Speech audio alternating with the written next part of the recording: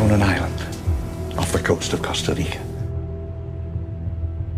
I spent the last 5 years setting up a kind of biological preserve. Our attractions will drive kids out of their minds. What kind of park is this? It's right up your alley. How can you know anything about an extinct ecosystem? How could you ever assume that you can control it? Our scientists have done things which nobody's ever done before. Your scientists were so preoccupied with whether or not they could, they didn't stop to think if they should. Life will not be contained. Life breaks free, painfully, maybe even dangerously.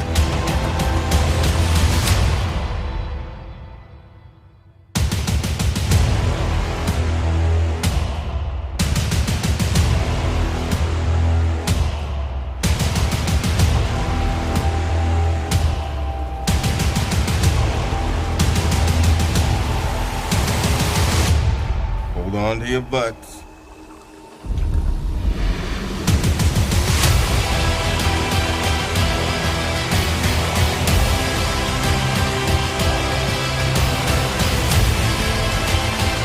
Everything's correctable when we have control again. You never had control. That's the illusion.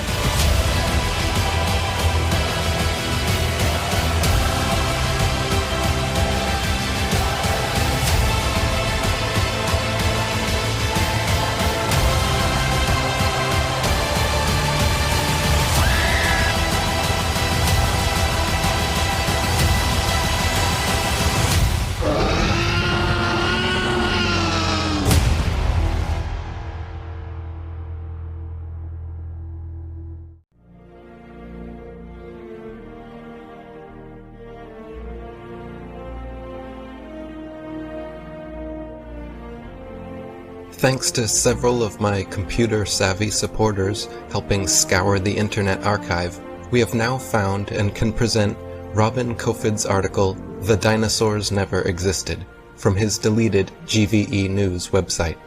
In this video, I will reveal one of the greatest hoaxes in human history. But first, a short explanation of what we're dealing with. Paleontology, the study of the origin and development of life. Paleontology is the study of life's formation and development. The paleontological scientific approach is explained on Wikipedia as follows. Quote, "When attempting to explain earlier phenomena, paleontologists and other scientists of history construct a set of hypotheses addressing the causes and then look for a smoking gun, a piece of evidence that indicates that one hypothesis is a better explanation than others. Sometimes the smoking gun is discovered by happy coincidence during another investigation. This explanation is entirely consistent with the way paleontology works in practice, but it should be obvious to anyone capable of critical thinking that the paleontological establishment can control which hypotheses will be constructed. This is done through textbooks and the curriculum. In this way, students are brainwashed into a pseudo-reality controlled by the text material and the teacher's authority. A short practical example. A random dental bone is found at an excavation site, and from this dental bone, the rest of the skeleton is guessed at. We are not kidding about this. The entire dinosaurian field of the paleontological program is a sham. It was the English paleontologist Richard Owen who in 1842 coined the term dinosaur. The phenomenon was then gradually promoted in the mainstream press all over the world, which told of these dinosaur creatures, including the Danish press. In 1854, a few years after the word dinosaur was invented and the concept presented in popular articles in the biggest American newspapers, the first dinosaur was discovered in North America by fossil hunter Ferdinand Vanderveer Hayden. There had been no reported discoveries of even a single dinosaur bone in North America prior to 1854, but that didn't stop the paleontologists. In the following period, finding dinosaur bones suddenly became a popular pastime.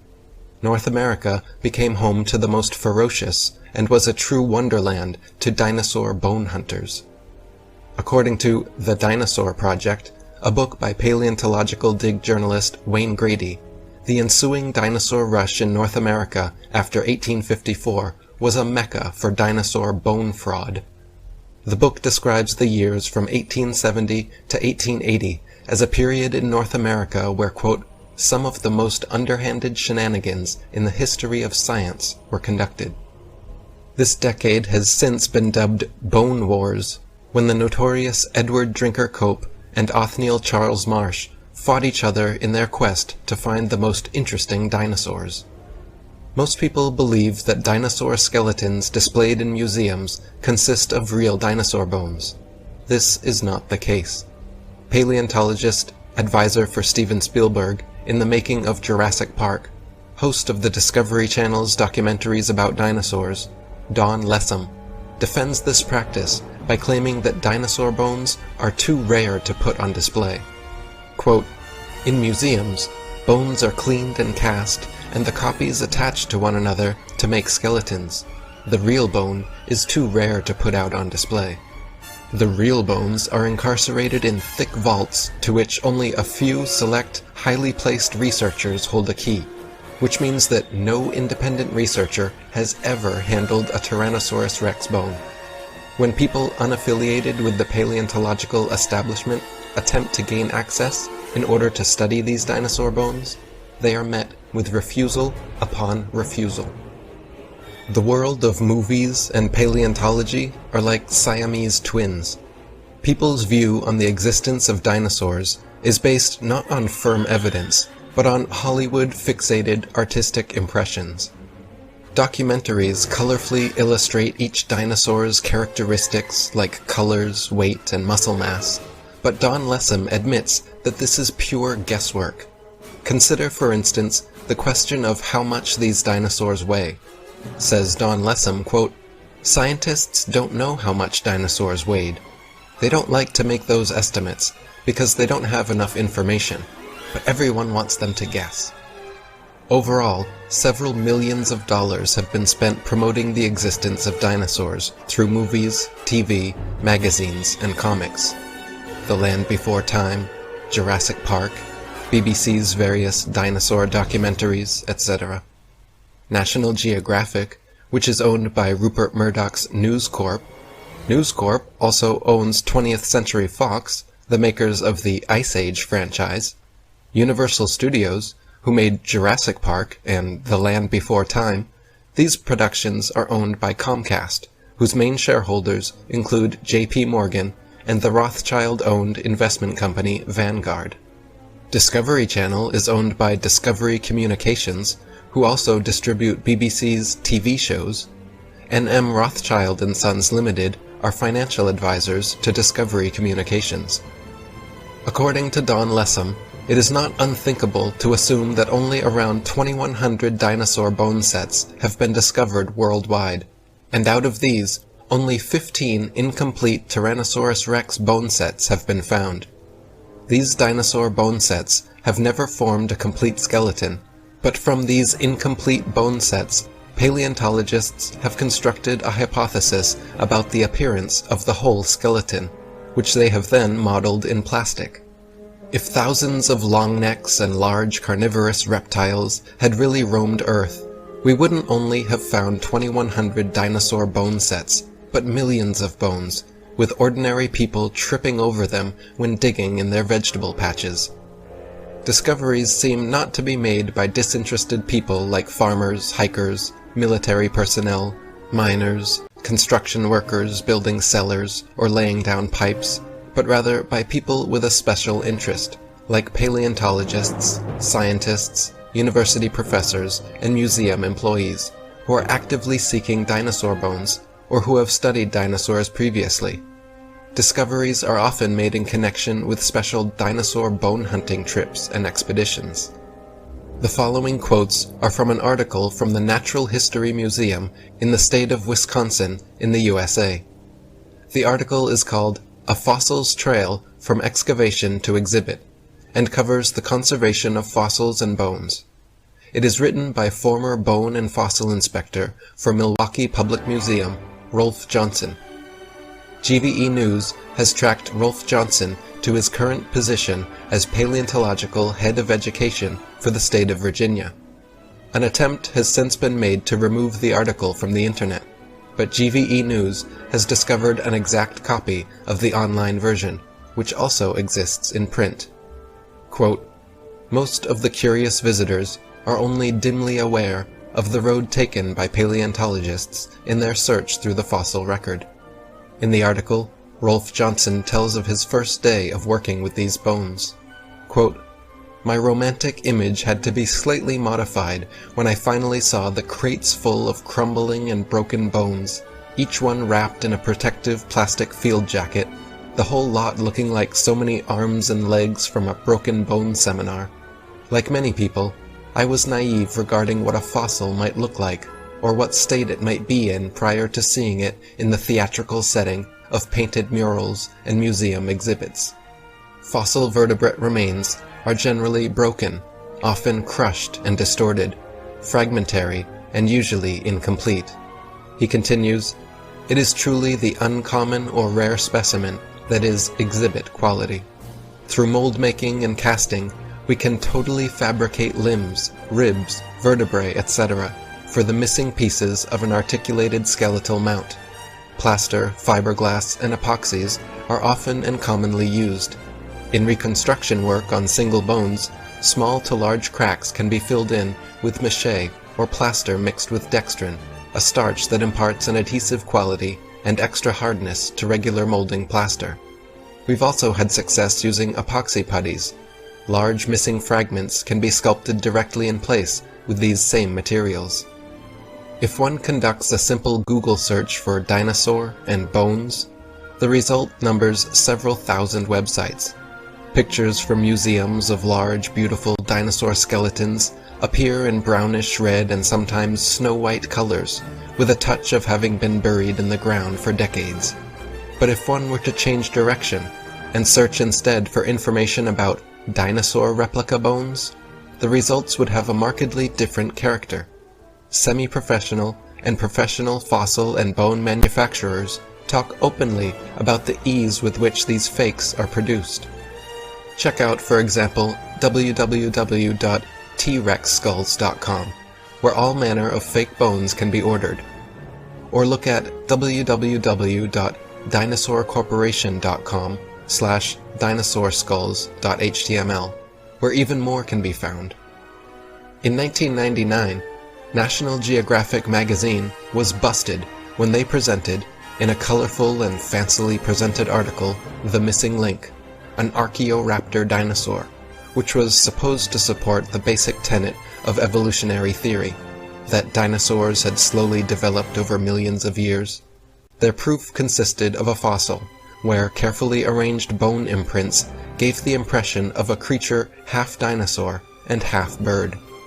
The scam was discovered during a CT scan, which uncovered unnatural bone links. National Geographic magazine was later forced to admit, when pressured, that the fossil was man-made.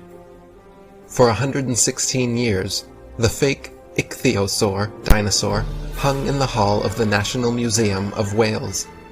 In spite of more than 100 years of revolutions in the field of paleontology, the museum finally came clean after criticism from independent researchers, thanks to the internet, who had publicly revealed that the fossil, which had supposedly been found in 1809, was man-made.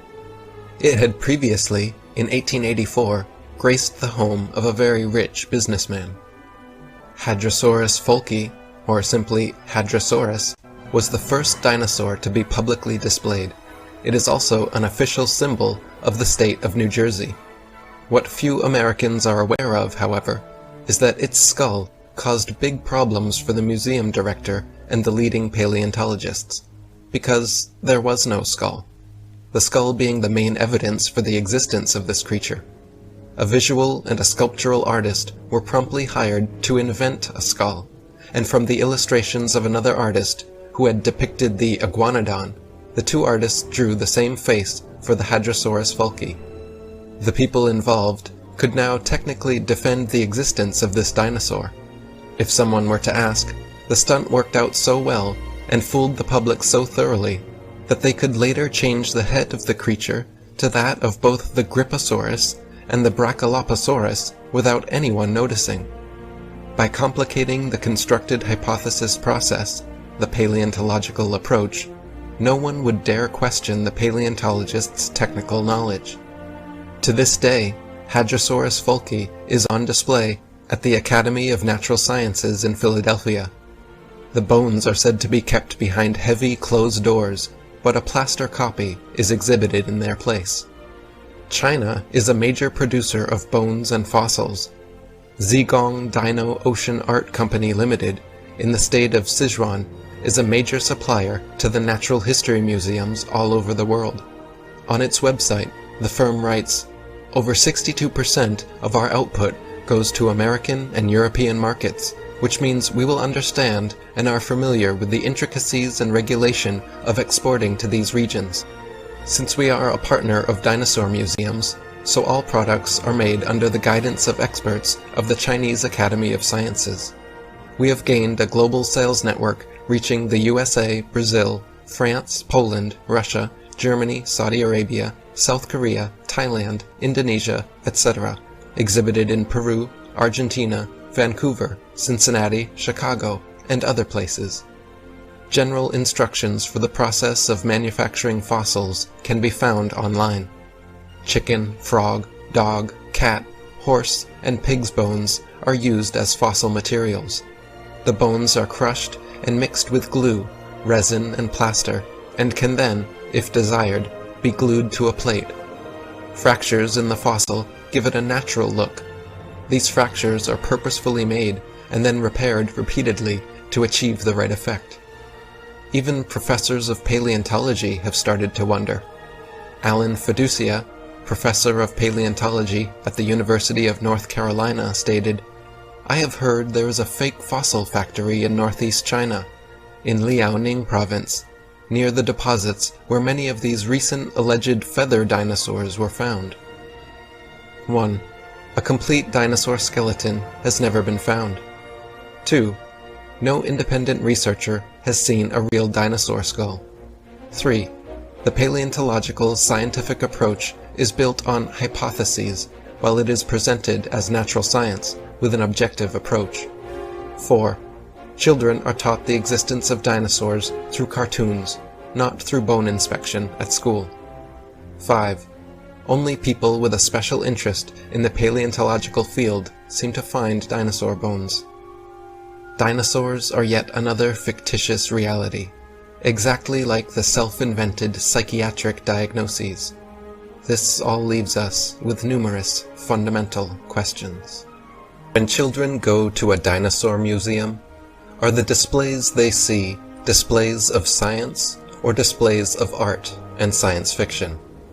Are we being deceived and brainwashed at an early age into believing a dinosaur myth? Deep, probing questions need to be asked of the entire dinosaur business. This video will discuss the possibility that there may have been an ongoing effort since the earliest dinosaur discoveries to plant, mix, and match bones of various animals, such as crocodiles, alligators, iguanas, giraffes, elephants, cattle, kangaroos, ostriches, emus, dolphins, whales, rhinoceroses, etc., to construct and create a new man-made concept, prehistoric animal called the dinosaur. This video does not claim that dinosaurs never existed, or that scientists just made up dinosaurs. Note the use of the words possible, possibly, possibility, may, and could. There is an important difference between claiming something is true and claiming something is possible. Where bones from existing animals are not satisfactory for deception purposes, plaster substitutes may be manufactured and used. Some material similar or superior to plasticine clay or plaster of Paris would be suitable. Molds may also be employed. A 144-page book titled "Make Your Own Dinosaur Out of Chicken Bones" provides step-by-step instructions complete with detailed drawings and diagrams. What would be the motivation for such a deceptive endeavor? Obvious motivations include trying to prove evolution, trying to disprove or cast doubt on the Bible and the existence of God, and trying to disprove the young Earth theory. Yes, there are major political and religious ramifications. The dinosaur concept could imply that if God exists, he may have tinkered with his idea of dinosaurs for a while, then perhaps discarded or became tired of this creation, and then went on to create man. The presented dinosaur historical timeline could suggest an imperfect God who came up with the idea of man as an afterthought, thus demoting the biblical idea that God created man in his own image. Dinosaurs are not mentioned in the Hebrew Bible. Highly rewarding financial and economic benefits to museums, educational and research organizations, university departments of paleontology, discoverers and owners of dinosaur bones, and the book, television, movie and media industries may cause sufficient motivation for ridiculing of open questioning and for suppression of honest investigation. The book Early Dinosaur Discoveries in North America provides revealing information about the first discoveries. Quote, "The class Dinosauria was originally defined by Sir Richard Owen in 1842, in a 2-hour speech that reportedly held the audience captivated. The original dinosaurs of this new group were Megalosaurus, Iguanodon, and Haliosaurus. However, each of these animals was known only from fragmentary specimens. It wasn't until the discoveries of dinosaurs in North America in the mid-19th century that people began to get a clearer picture of what dinosaurs looked like. It is generally accepted that the first discovery of dinosaur remains in North America was made in 1854 by Ferdinand Vanderveer Hayden during his exploration of the upper Missouri River. Near the confluence of the Judith and Missouri rivers, Hayden's party recovered a small collection of isolated teeth, which were later described by the Philadelphia paleontologist Joseph Leidy in 1856, in the Proceedings of the Academy of Natural Sciences of Philadelphia. So, dinosaurs were described in 1842 before the discoveries in 1854 that were required to give a clear picture of what dinosaurs looked like.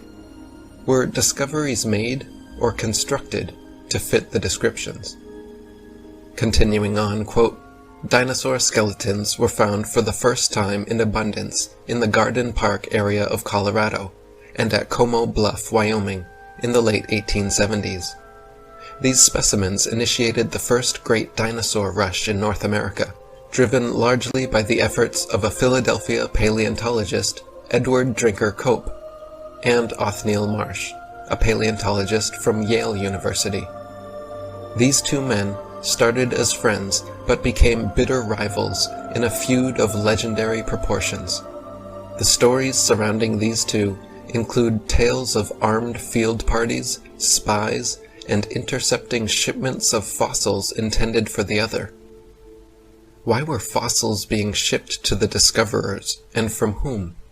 Are Cope and Marsh credited with discoveries that were not their own personal discoveries? If so, exactly who were really the discoverers, and how trustworthy are they?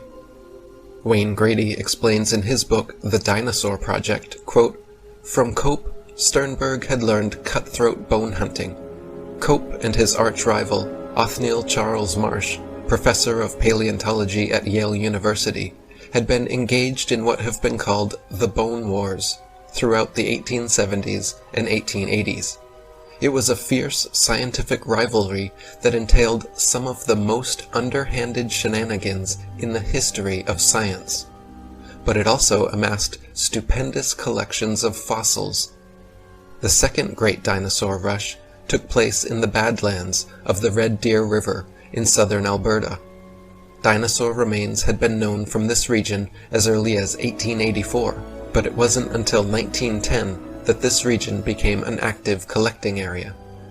It was here that the second great collecting rivalry took place between Barnum Brown of the American Museum of Natural History in New York and C.H. Sternberg of the Geological Survey of Canada. Why should various claims of people who engaged in, quote, some of the most underhanded shenanigans in the history of science, be believed? Why were there no discoveries by Native Americans in all the years previous when they roamed the American continents? There is no belief of dinosaurs in the Native American religion or tradition. For that matter, why were there no discoveries prior to the 19th century in any part of the world? According to the World Book Encyclopedia, quote, before the 1800s, no one ever knew that dinosaurs ever existed. During the late 1800s and early 1900s, large deposits of dinosaur remains were discovered in western North America, Europe, Asia, and Africa. Dinosaur deposits also lie in Belgium, Mongolia, Tanzania, West Germany, and many other parts of the world. Why has man suddenly made all these discoveries? The land areas of Belgium, Mongolia, Tanzania, Western Germany, and the Americas as well were inhabited and very well explored for thousands of years, and there were no discoveries until the 19th century. At Dinosauria Fossil Record, we learn that, quote, the late 1800s were the golden age of dinosaur paleontology, when many animals that you might be familiar with were discovered and named. Today, we seem to be in another dinosaur renaissance, with new information accumulating rapidly. At The Meaning of the Hadrosaurus Find, Proof that Dinosaurs Were Real, we learn that people were allegedly becoming enlightened by the new discoveries. The impression that I receive is that people were possibly being deceived, and that the discoveries were possibly being made as an effort to try to discredit the Bible. The Meaning of the Hadrosaurus Find, Proof that Dinosaurs Were Real states, quote, the first real proof of dinosaur existence, 8 years after this reference book was published, the first comprehensive skeletal form of a real dinosaur, Hadrosaurus falki, was unearthed in Haddonfield, New Jersey. Taller than a house, it had the pelvic structure of a bird, the tail of a lizard, and incredibly, it walked upright on 2 legs, foraging with arm-like forelimbs. Were the bones of a bird and lizard and other animals used in the discovery? The presented Haddonfield skeleton did not prove dinosaurs ever were real living creatures. Most people have handled animal bones and would be able to notice the higher density and different color or texture of most so-called fossilized bones. However, discoveries and excavations most typically seem not to be made by disinterested people, such as farmers, ranchers, hikers, outdoor recreationists, building construction industry basement excavators, pipeline trench diggers, and mining industry personnel, but rather by people with vested interests, such as paleontologists, scientists, university professors, and museum organization personnel who were intentionally looking for dinosaur bones or who have studied dinosaurs previously. Do dinosaur professionals with vested interests have some kind of well-kept secret about knowing where to search that dinosaur amateurs without vested interests are unable to figure out? The finds are often made during special dinosaur bone hunting trips and expeditions by these people to faraway regions already inhabited and explored. This seems highly implausible. More believable is the case of the discovery of the first original Dead Sea Scrolls in 1947, which were unintentionally discovered by a child, and which were all published by 1955. In some cases of discoveries of dinosaur bones by people who do not work in a job related to dinosaurs, it was suggested to them by some dinosaur professional to look or dig in a certain area. In other cases, the government had considerable foreknowledge that dinosaur amateurs would be digging in a certain area. Also very interesting to note are special areas set aside and designated as dinosaur parks, for which amateur dinosaur hunters are required to first obtain a dinosaur hunting license. Take a look at Dilophosaurus Discovered and the discovery of Haddonfield's dinosaur for some ideas as to how this may have occurred. Also, a multitude of bones and dinosaurs are strangely found in the same place, suggesting possible planting of bones. The following 3 paragraphs are from The Seizure of Sue the T-Rex. Quote, The Larsons are still working this find, which they called the Ruth Mason Quarry. The find contained the remains of at least 2,000 beasts. There is only speculation as to the reasons so many bones were in one place. The river system could have transported the bones a few at a time to a sandy coast at the edge of a receding Cretaceous sea. Or a great storm could have trapped and drowned a herd on a spit of land. A preponderance of the fossils were of Emontosaurus annectans, a duck-billed dinosaur which migrated in flocks. Various carnivores' teeth, including that of T-Rex, were also found at the site, which could simply mean that these beasts were scavenging the remains.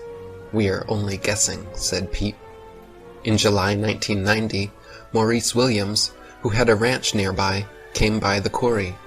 He was fascinated by the work and offered to let the paleontologists search for fossils on his land. Pete told him he appreciated the offer and would do so at the earliest opportunity. On the morning of August 12th, the team suffered a flat tire. Their spare was low and the pump was broken. Most of the crew decided to take the tires to Faith in another vehicle for repair. Susan Hendrickson, a Seattle archaeologist and amateur paleontologist who was working with BHIGR that summer, decided to take a hike through Williams's land instead. She returned to the quarry several hours later, finding the team back at work with 3 pieces of vertebrae. Pete thought immediately, Tyrannosaurus. The team saddled up and drove to the site she'd discovered, a 60-foot sandstone cliff jutting out of the prairie.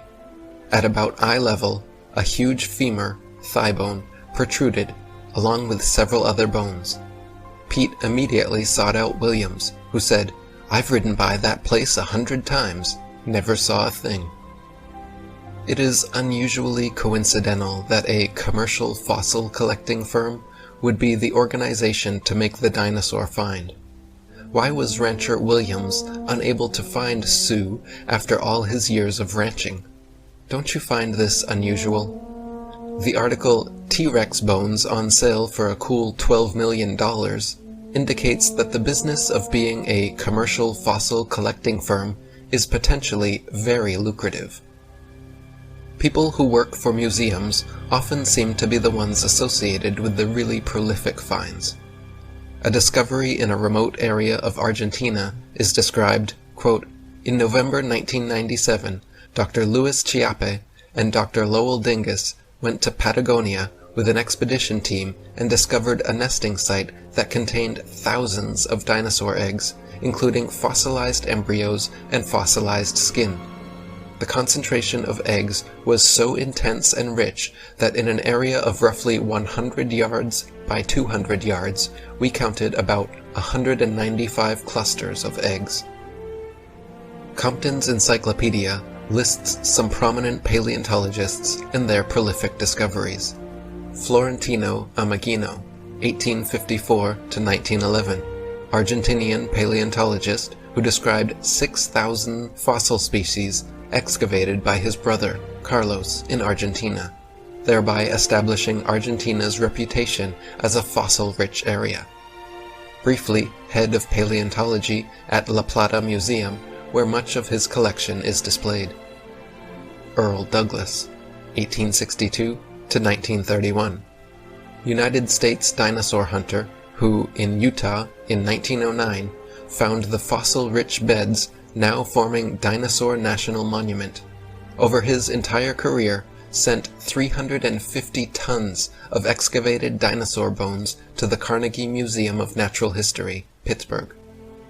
Finds of huge quantities of fossilized bones in one area, or by one or few people, goes against the laws of natural probability and suggests a possible concentrated planting effort. Floods, volcanic eruptions, and landslides scatter bones far and wide. Dinosaurs in herds or grouped together would not have all died at the same place unless there was some kind of extremely rare and unusual event, such as a sudden mass extinction. The number of dinosaurs that would have been in herds or grouped together at the time of some kind of sudden mass extinction event would have been very tiny relative to all the dinosaurs that are alleged to have ever lived. Dinosaurs, quote, were the dominant terrestrial vertebrates for over 160 million years, according to Wikipedia, and the lifespans of individual dinosaurs are estimated to have been about 75 to 300 years, according to the book Walking with Dinosaurs. The number of dinosaur fossils extracted from the Cleveland Lloyd Dinosaur Quarry are listed in detail. More than 30 complete skeletons, 12,000 individual bones, and several dinosaur eggs have come from this prolific fossil bed. Over the years, bones have been taken from the quarry representing at least 70 different animals and 14 species. Cast and original skeletons assembled from these bones are on display in over 60 museums worldwide.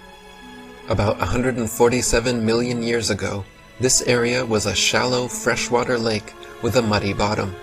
Plant-eating dinosaurs and the meat-eaters who preyed upon them occasionally became trapped in the mud. As the years passed, the skeletons of these animals accumulated until the site became a complex mix of bones. After the lake bottom dried up, it was covered with volcanic ash, and rivers and shallow seas deposited thick layers of sand and mud on top. Meanwhile, the bones fossilized.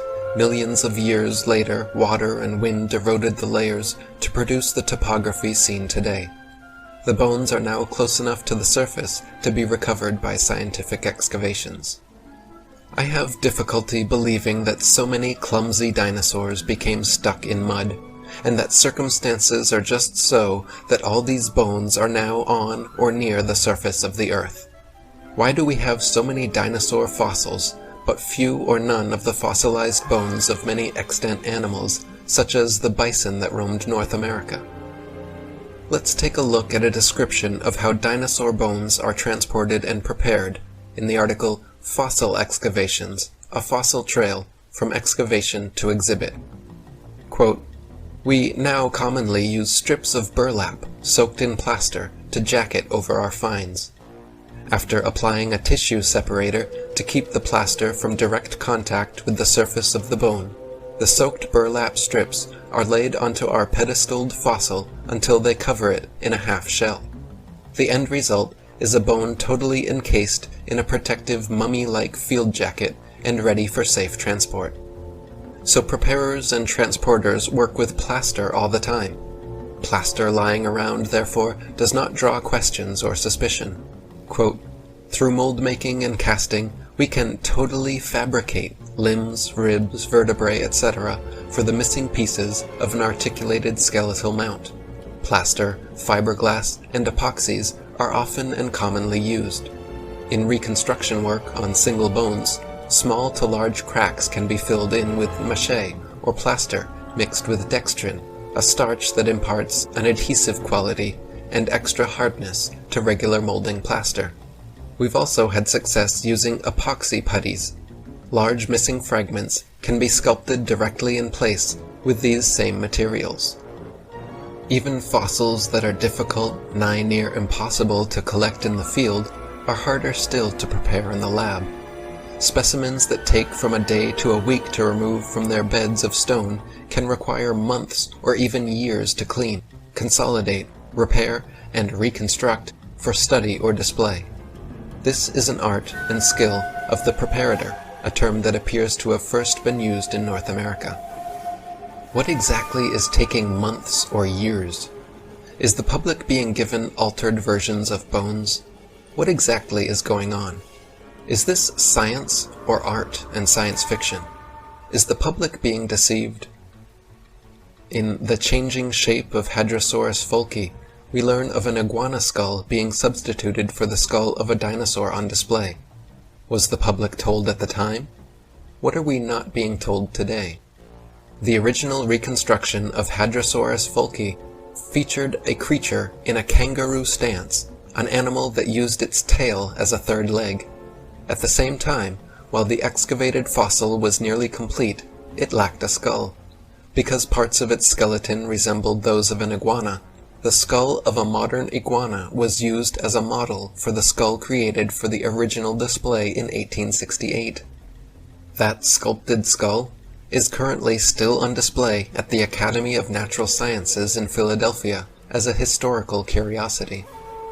In a museum reconstruction of some supposed past living creature, bones or fossilized bones from different types of creatures should never have to be knowingly mixed together in some public display of the reconstruction. Bones from modern animals should not be sculpted by someone and used in the museum reconstruction of some purported ancient creature. From elementary school curriculum, we learn that in elementary schools, they're teaching students how to make their own fossils and what paleontologists do. Do paleontologists make their own fossils too? The possibility exists that key dinosaur bones on display have been artificially modified through sculpture and carving. Bone sculpture is not an unknown human activity. Many cultures participate in creating man-made objects out of existing bones, totally unrecognizable from the original shape. Is the dinosaur industry a customer of this sort of business? Is it possible that dinosaur skeleton replicas are secretly assembled or manufactured in private buildings out of public view, with bones artificially constructed or used from a number of different modern-day animals? Why bother having any authentic original fossils at all if alleged replicas can please the public? Many displays and drawings of dinosaurs appear to be an absurdity, showing a two-legged animal that would be totally off balance, with the weight of the head and abdomen much greater than the weight of the tail, which is supposed to act as a counterbalance. Is the dinosaur industry a case of science trying to meet public desires or expectations? The movie Jurassic Park is an example of showing dinosaurs much larger than any current displays in museums. After the movie came out, it is interesting to note that many articles were written asking, "Is this possible?"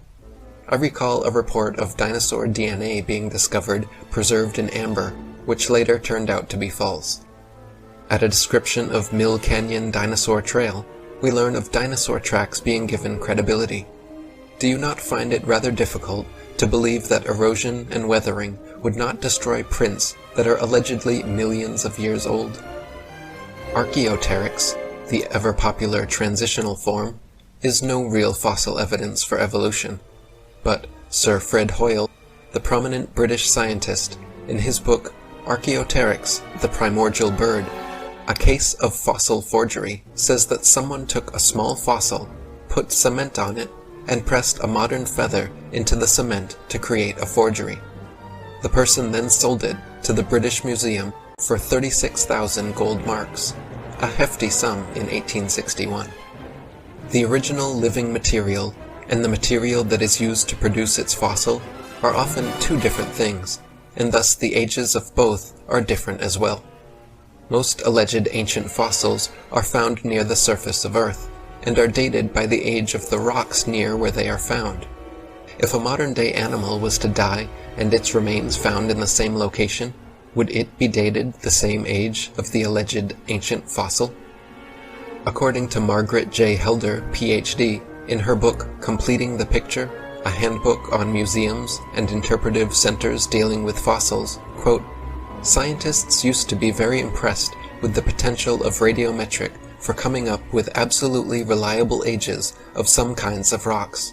They do not feel that way anymore. Having had to deal with numerous calculated dates which are too young or too old compared with what they expected, scientists now admit that the process has many more uncertainties than they ever would have supposed in the early years. The public knows almost nothing about uncertainties in the dating of rocks. The impression that most people have received is that many rocks on Earth are extremely old, and that the technology exists to make accurate measurements of these ages. Scientists have become more and more aware, however, that the measurements which the machines make may tell us nothing about the actual age of the rock." Margaret J. Helder continues to explain, "Under what circumstances did whole organisms remain intact long enough to be fossilized? In most cases, it seems, these victims were rapidly buried in great loads of sediment, which quickly hardened into rock. Not only did these situations require catastrophic burial, but also the sediment involved had to be very fine-grained in order for such exquisite preservation of detail to come about. Geologists generally interpret silt beds as the result of fine particles settling gradually out of still water. If that had happened in these instances, the corpses would have decayed long before burial and lithification, turning to rock, could occur. The replacement process is supposed to involve calcium phosphate or calcium hydroxylapatite in skeletal material being replaced, atom by silica, calcite, pyrite, dolomite, etc., over a long period of time. This goes against the natural law of increasing disorder. How are all these dead atoms intelligent enough to know what to do and where to go to produce the finished fossil? Another alleged mode of preservation is permineralization, whereby porous bone structures are supposed to become more dense by the deposition of mineral matter by groundwater. The more porous the bone, the more susceptible it is to destruction. In Speed and Conditions of Fossilization, we learn that, quote, secondary mineralization, remineralization, leaching of bone mineral, and biologically induced mineralization begin very rapidly after the bone is exposed to the environment. If the bone is not buried or underwater within 1 to 2 years of defleshing, it will literally become dust in the wind. The bone fragments may persist for several more years, but they are unrecognizable as to species. What percentage of land animals' bodies die near water and then fall into that water? Hypersaline environments, in which carbonates are precipitating, favor bone remineralization and secondary mineralization. Saline environments are also good, but there the processes are slower.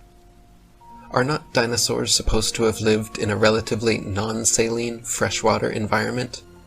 Inducing mineralization under ideal laboratory conditions is one matter, but completely different than real-world natural processes that tend to dissolve, not precipitate, bone mineral.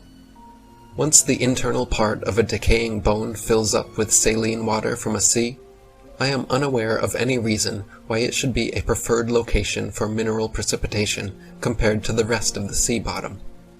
Fossilization is also discussed in Evolution versus Creation, where we learn that, quote, there are no fossils being formed today on a large scale like they did many years ago. When a fish dies, it doesn't sink to the bottom of the ocean and become a fossil.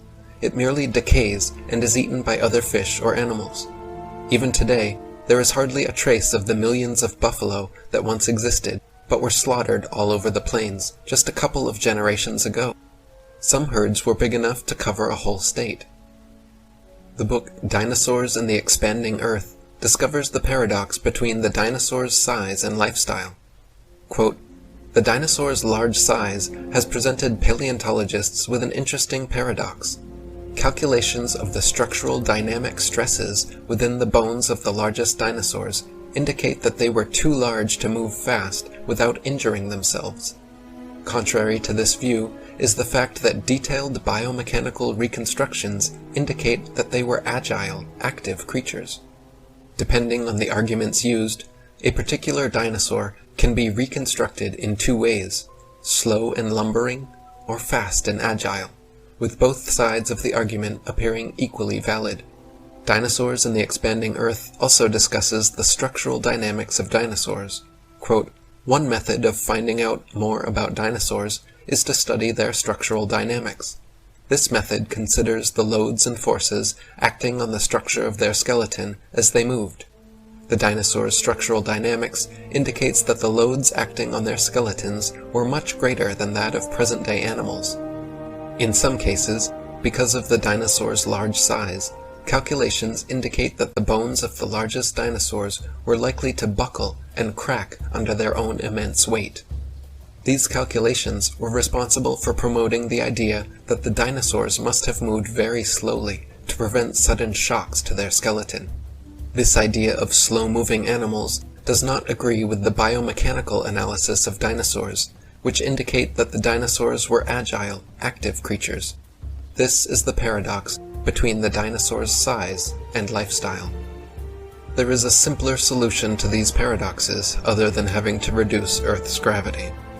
Some people point to Job 40:17 as evidence that dinosaurs are mentioned in the Bible. They state that only dinosaurs could fit the description of having a tail like a cedar. He moveth his tail like a cedar. The sinews of his stones are wrapped together. However, Bible translations other than the King James Version clearly reveal that alternative understandings are possible for what this verse is actually stating. He doth bend his tail as a cedar. The sinews of his thighs are wrapped together.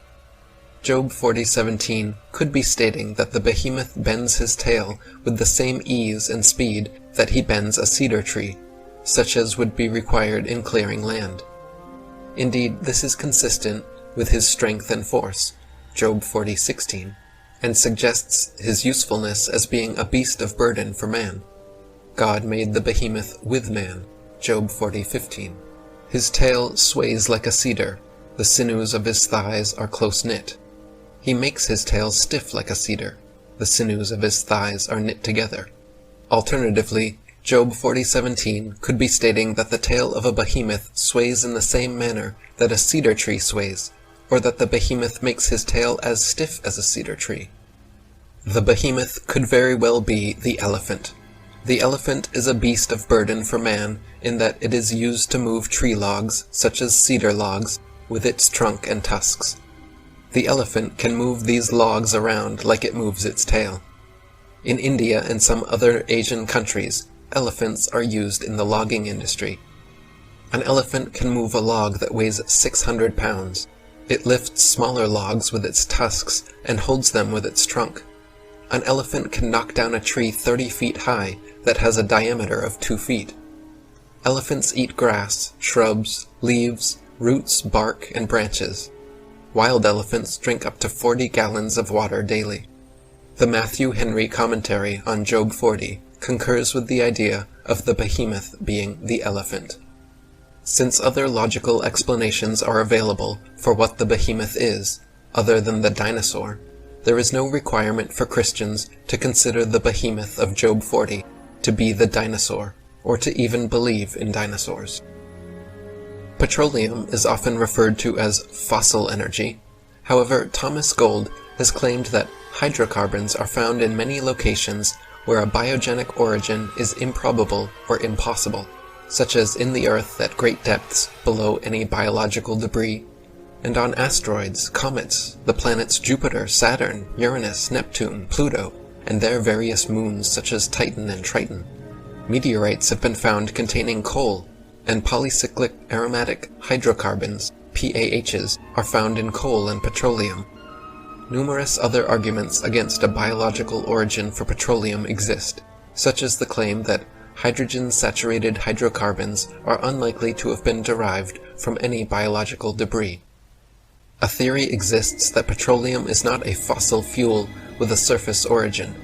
Therefore, one could believe that the alleged past existence of dinosaurs, or the alleged past existence of any other ancient living material, is not necessary to explain the origin of petroleum.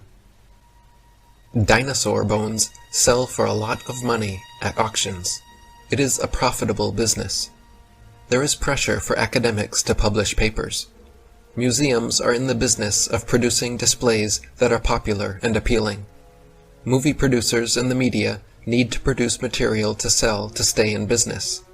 The mainstream media loves to hype alleged dinosaur finds.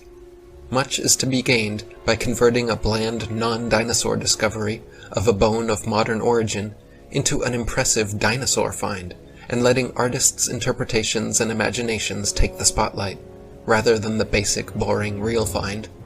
There are people who desire and crave prestige, fame, and attention. There is the bandwagon effect and crowd behavior. And then there are people and entities pursuing political and religious agendas. During the 19th century, a new worldview of evolution was being pursued by then influential people such as Darwin and Marx. During this era of thought, the first dinosaur discoveries were made. Were these discoveries made to try to make up for inadequacies in the fossil record for the theory of evolution? A history of evolutionary thought lists some of the influential people setting the stage for the evolution way of thinking.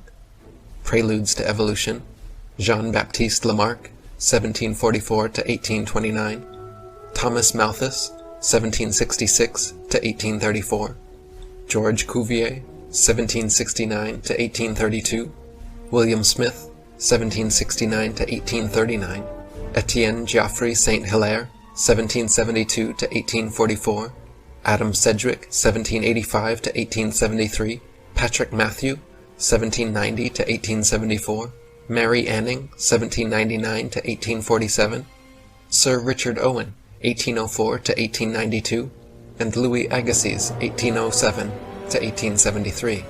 Natural selection. Alfred Russel Wallace, 1823 to 1913, Thomas Henry Huxley, 1824 to 1895, Ernest Haeckel, 1834 to 1919, Edward Drinker Cope, 1840 to 1879, and Henry Fairfield Osborn, 1857 to 1935.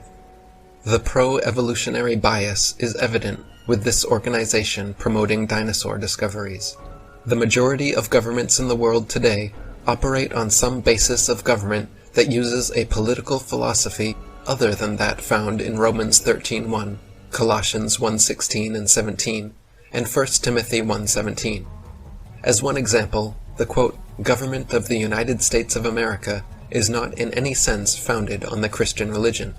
According to Article 11 of the Treaty of Peace and Friendship, signed at Tripoli on November 4, 1796, and passed by the United States Congress, Article 6, Clause 2 of the USA Constitution states, "This Constitution and the laws of the United States, which shall be made in pursuance thereof, and all treaties made, or which shall be made, under the authority of the United States, shall be the supreme law of the land." State funding of organizations that promote the dinosaur concept could be considered strategic psychological warfare against a state that uses a Christian doctrinal basis for government, since the Christian Bible comes complete with the account of God's creation in the book of Genesis and the genealogy of Jesus. State-funded organizations claim that dinosaurs went extinct some 64 to 66 million years ago, while Christians claim that the Bible says the world is about 6,000 years old. According to Tom Demir, San Diego Natural History Museum, quote, "Fossils are the remains and or traces of prehistoric life. The critical factor is age. Fossils have to be older than 10,000 years, the generally accepted temporal boundary marking the end of the last Pleistocene glacial event." As mentioned earlier, motivations for the possible invention of the dinosaur include trying to prove evolution, trying to disprove or cast doubt on the Bible and the existence of God, and trying to disprove the young Earth theory. The following issues raise red flags as to the integrity of the dinosaur industry and cast doubts as to whether dinosaurs ever existed. 1. Dinosaur fossilized bone discoveries having occurred only within the last 2 centuries and in huge, unusual, concentrated quantities going against the laws of nature and probability. 2. Dinosaur discoverers generally and most typically not being disinterested parties without a vested interest. 3. The nature of public display preparation calling into question the integrity and source of fossils, and allowing for the possibility of tampering and bone substitution, and the possibility of fraudulent activities on a systemic basis. 4. Existing artistic drawings and public exhibits showing off-balance and awkward postures that basic physics would rule out as being possible. 5. Very low odds of all these dinosaur bones being fossilized, but relatively few bones of other animals. 6. Implications of dinosaur discoveries to the theory of evolution and the belief that man was created in God's image, suggesting possible hidden and subtle political or religious agendas served on a naive and unsuspecting public. And 7.